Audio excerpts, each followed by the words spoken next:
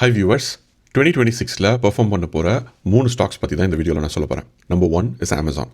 அமேசானில் ரீசெண்டாக லே ஆஃப்ஸ் நடந்துச்சு. எம்ப்ளாயிஸ்க்கு ரொம்பவே கஷ்டமான விஷயம். ஆனால் இன்வெஸ்டர்ஸ் எதிர்பார்த்தது நடந்துருச்சு. ஏன்னா ரீசெண்டாக ஏர்னிங்ஸ் சொன்னதில் பார்த்தீங்கன்னா அவங்களோட ப்ராஃபிட் மார்ஜின் ரொம்பவே இன்க்ரீஸ் ஆகிருக்கு. அது மட்டும் இல்லாமல் அவங்க ஆந்த்ராபிக் அப்படின்ற கம்பெனியில் வந்து $8 billion 2024ல் இன்வெஸ்ட் பண்ணியிருந்தாங்க. அந்த ஆந்த்ராபிக் கம்பெனி இப்போ கிளாட் 4.6 ரிலீஸ் பண்ணியிருக்காங்க. அது மட்டும் இல்லாமல் அவங்க ஐபிஓ போனாங்க இந்த வருஷம் அப்படின்னா the stake which Amazon has in Anthropic will double or triple. So அந்த அட்வான்டேஜும் இருக்குது. ரெண்டாவது கம்பெனி என்விடியா வந்து பிளாக்வெல் சிப்ஸ் அப்படின்றது தான் வந்து கூகுள், மெட்டா அண்ட் எனி கம்பெனிஸ்க்கு வந்து அவங்க சப்ளை பண்ணிட்டு இருந்தாங்க. அதுக்கு ஒரு ஸ்பெசிஃபிக் லைஃப் டைம் இருக்குது, 3 to 5 years. அது இன்னும் பெருசாக டிசைட் ஆகலை. பட் எதர் வேஸ் அந்த பழைய சிப்போட லைஃப் முடிஞ்சு புது சிப்போட டிமாண்ட் மறுபடியும் பெருகும்.